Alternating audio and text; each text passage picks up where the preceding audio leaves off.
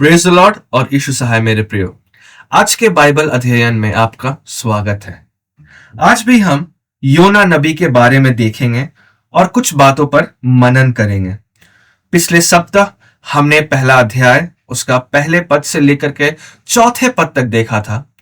आज हम 5वें पद से लेकर के 17वें पद तक देखेंगे।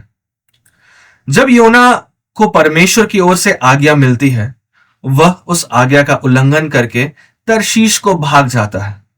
भाग जाने के लिए उठता है और वह जिस नाव पर तरशीश को जा रहा था वो तूफानों से घिर जाता है। और तूफान इतनी भयानक थी कि जिस प्रकार बाइबल में लिखा हुआ है कि नाव टूटने पर था। आज भी हम 3 महत्वपूर्ण बातों पर मनन करेंगे जो हमें पद 5 से पद 17 तक में मिलती है। पहली बात कि हमारे अनाज्ञाकारी होने से, एक विश्वासी के अनाज्ञाकारी होने से और लोगों पर क्या प्रभाव पड़ता है। अब जब हम यहां पर पद पढ़ते हैं, पद 5 में पढ़ते हैं, तो मलह जाति के लोग उस नाव पर थे जिस नाव पर योना चढ़ा था। और जैसे ही वे अपना सफर शुरू करते हैं, प्रचंड आंधी और तूफान उन्हें घेर लेती है। अब योना, जब हम 5वें पद में देखते हैं, योना तल घर में चला गया था और लेटकर गहरी नींद में था और परमेश्वर का प्रकोप उसी समय उस पर भड़क उठा। योना को तो उन परिस्थितियों का, उस आंधी का सामना करना पड़ा, लेकिन साथ ही साथ उसके साथ जितने लोग थे, जो मलह लोग थे, उन्हें भी उन बातों का सामना करना पड़ा।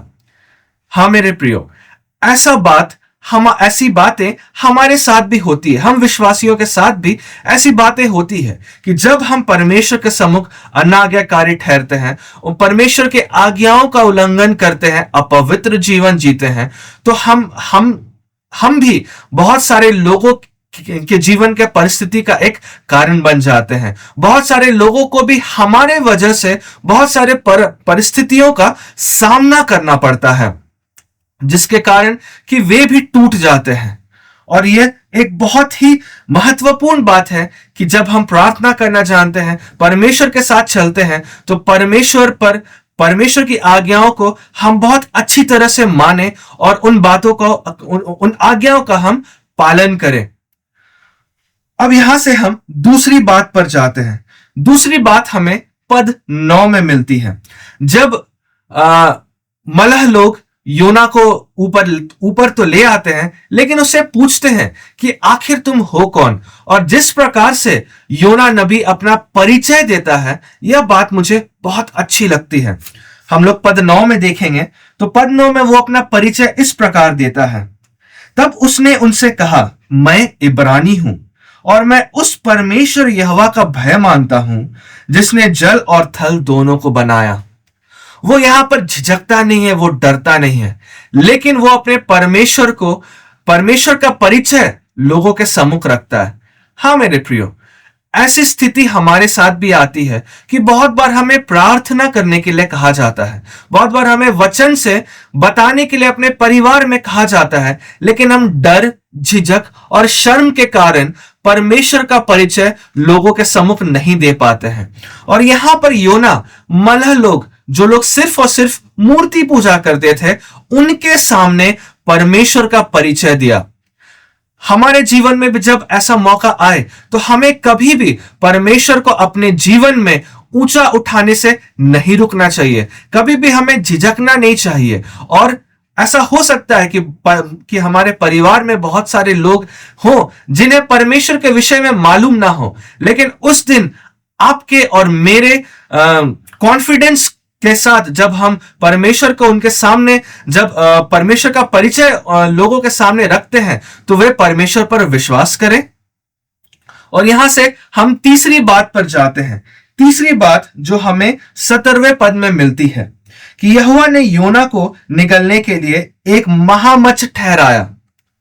अब बहुत सारे लोगों के अंदर ये सवाल उठती है कि वो महामच्छ उसके बचाने के लिए था, उसके बचने के लिए था, या फिर उसे नाश करने के लिए था।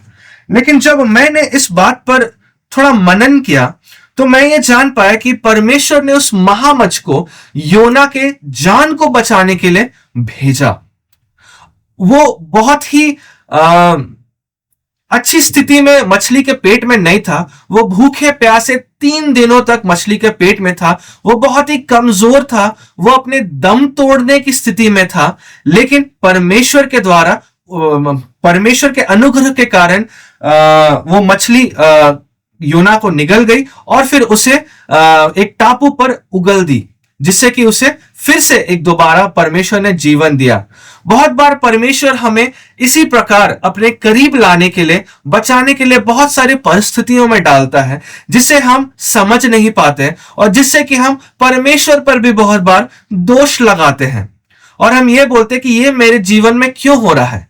लेकिन परमेश्वर हमें बहुत सारे, जब हम उस परिस्थिति में रहते हैं तो बहुत सारी बातों से बचाना चाहता है और परमेश्वर पर और अधिक विश्वास करने के लिए, विश्वास बढ़ाने के लिए हमें उत्साहित करता है कि हम और अधिक परमेश्वर के निकट आए और उन परिस्थितियों को ना देख करके अपना पूरा ध्यान हम परमेश्वर की ओर लगाएं।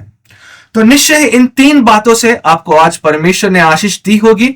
और जिस प्रकार हमने पहली बात को देखा कि हम अगर अनाज्ञाकारी ठहरते हैं तो हमारे कारण बहुत सारे लोगों को पर भी परिस्थितियां आ पड़ती है। दूसरी बात हमने देखी कि हमें परमेश्वर का परिचय देने से, अपने जीवन से को एक गवाह के रूप में बनाने से कभी भी पीछे नहीं हटना चाहिए, लेकिन बड़े कॉन्फिडेंस के साथ हमें लोगों के सम्मुख, जब परमेश्वर हमें यह मौका दे तो हमें परमेश्वर का परिचय लोगों के सम्मुख रखना चाहिए। और तीसरी बात, बहुत बार ऐसी परिस्थितियां हमारे जीवन में आती है कि जब हमें लगता है कि यह हमारे जीवन में नहीं होना चाहिए, लेकिन वो बातें स्पेशली परमेश्वर की ओर से हमारे लिए प्लान्ड होती है, निर्धारित होती है कि हम परमेश्वर के ऊपर और अधिक विश्वास कर पाए और वो बहुत सारे बातों से, मृत्यु के जैसे बातों से हमें बचाने के लिए होती है।